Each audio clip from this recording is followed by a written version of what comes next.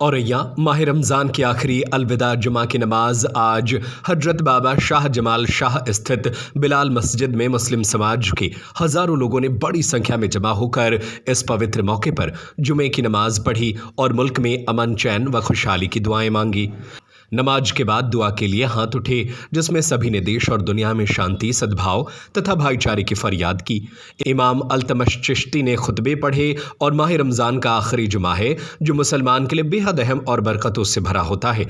उन्होंने बताया कि इस महीने में रोज़ेदार अपने रब को राजी करने के लिए रोज़े रखते हैं, तरावीह पढ़ते हैं, सदका खैरात करते हैं और ज़कात अदा करते हैं। रमज़ान बड़े ही बरकत वाला महीना है जिसमें अल्लाह की रहमत और मग़फ़िरत की बारिश होती है।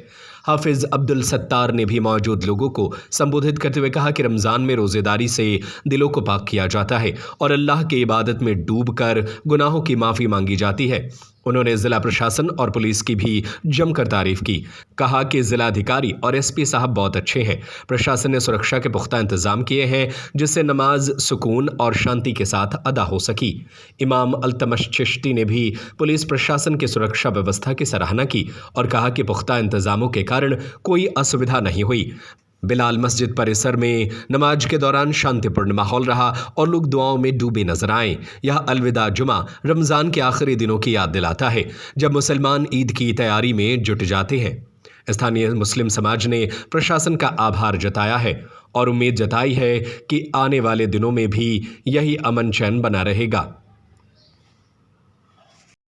आज माह रमज़ान का आखिरी अलविदा जुमा अदा किया, क्या कहना है?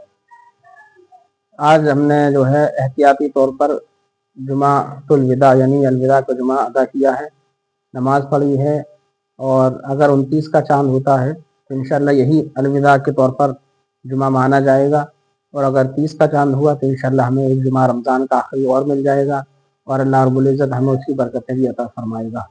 आज हम इस जुमातुल विदा के मौके पर तमाम अहले इस्लाम को ये पैगाम देना चाहते हैं कि हम से रमज़ान मुबारक जो है बड़ी तेज़ी के साथ रुखसत हो रहा है, जा रहा है। हमें चाहिए कि बहुत कम दिन बाकी रह गए हैं, हम अपने इस रमज़ान के महीने में अपने गुनाहों से तौबा करें, अपने गुनाहों की अल्लाह की बारगाह माफ़ी तलब करें, मिस्कीनों गरीबों को नवाजें, उनका ख्याल रखें, अपने मालों की ज़कात अदा करें, मुस्तहिक़ीन तक अपना उनका माल जो है पहुँचा दें और इस रमज़ान का हम एहतराम करें। और मुल्क में हम ये चाहते हैं कि हमारा अमन व अमान कायम रहे। ईद उल फित्र हमारी जो है अमन और शांति के साथ मनाई जाए। जिस तरह गुज़िश्ता सालों में हमारे औरैया ज़िले में बेहतरीन अंदाज में जो है ईद की नमाज अदा की गई है, इंशाअल्लाह हम उम्मीद रखते हैं इस साल भी अमन और चैन के साथ इंशाअल्लाह नमाज ईद उल फित्र हम अदा फरमाएंगे।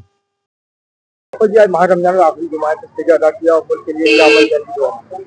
भाई सारे लोगों ने अलविदा की नमाज अदा की, क्योंकि चांद 29 का हो सकता है तो वो ईद जो है अगले जुमे की पड़ सकती है। इसलिए आज माहे अलविदा जुमा पढ़ा गया रमजान का और उसमें अपने देश के लिए अमन और चैन की दुआएं मांगी गई और गंगा जमनी तहजीब को कायम रखेंगे और जो गाइडलाइन शासन और प्रशासन की है उस पे अमल करते हुए सारे लोगों ने अंदर नमाज को अदा किया है और जहाँ भीड़ होगी तो उसमें भले ही दोबारा पढ़े अंदर पढ़ेंगे और शासन प्रशासन को और देश के अमन अमान को और ये जो विश्व में जो मामला गैस का और तेल का आ रहा है, हमारे यहाँ कोई कमी नहीं है, लोग गुमराह न करें